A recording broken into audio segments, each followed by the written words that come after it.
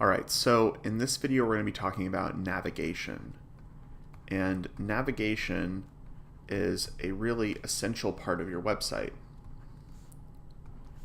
Because if you think about it, if people can't navigate your website, they're not going to be able to get the information that they need. You're not going to be able to have them complete their call to action. They're not going to really know what's going on. And usually navigation problems are one of the big reasons that people leave or abandon a website. So keep that in mind, that this is a really essential part of your design and how you implement your navigation. Okay, so there's a couple ways of doing navigation, and specifically right now I'm talking about moving to other pages of your website or other sections. So if you have a single page website, right, where it's one long continuous page, you might have little navigation buttons that jump you to different parts of the page. So I might have a button that jumps me to this part, and then a button that jumps me to this part, and so on. So navigation, even if there's just one page, is still essential. How we navigate that page visually and mechanically by clicking different things. So we're going to talk about a couple different styles of navigation and different types of navigation, but first, how we actually label our navigation is very important. So your navigation could consist of categories, which this is the most common, tasks, and audiences. And I'm going to go through what these are. There's also other ones that we'll talk about very briefly. So what this means is I'm talking about how we actually label these items. So let's look at Wink. We have wines, gifts, and then a sub-nav of gifts, and then discover. And right now this is kind of working on a categories and tasks situation, where we have a category of wines, we have a category of gifts, and then discover is really a task that we're asking our visitors to complete. Let's go to call center and talk about that, to Zendesk. So in Zendesk we have products, and then a bunch of subcategories. So this is definitely a category. Pricing, that's a category. Demo, category. Solution, category. Services, category. Resources, category. These are all categories. Okay? On Amazon, we have something a little bit different, because we have a vertical menu on Amazon.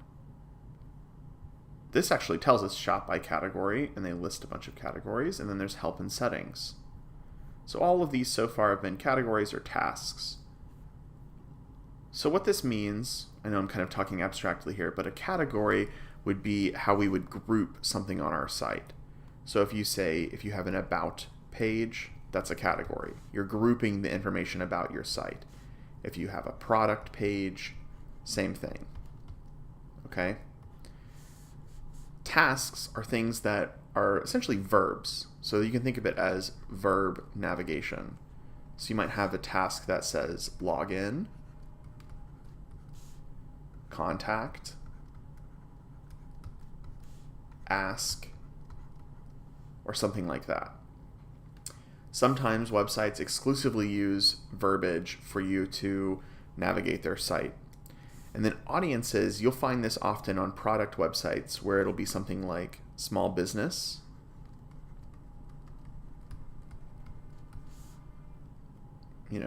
individual, then maybe like enterprise or something like that.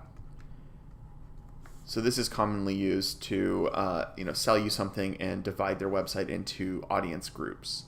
So you might have a top nav bar that says like, individual, small businesses, large businesses, or something like that. There's other sort of ways of grouping things together and of labeling navigation. Locations / scope is what we use commonly in journalism. So for instance, on this BBC website, we have, these are actually categories: culture and identity, food and hospitality, adventure and experience. But then you might also have within the news section scope that's like home, world, US and Canada, UK, right? These are all locations. And then we also have categories here. So this is a really core part of your navigation, is what you actually label things. But we also have how your nav works. There's vertical navigation, horizontal navigation, menu-based, hamburger-based. We're going to just quickly go over some of these. So on Wink, we have horizontal navigation, right? And we have vertical navigation. So this is a menu and sub-menu based navigation. So whenever I mouse over this, we have more options underneath it vertically.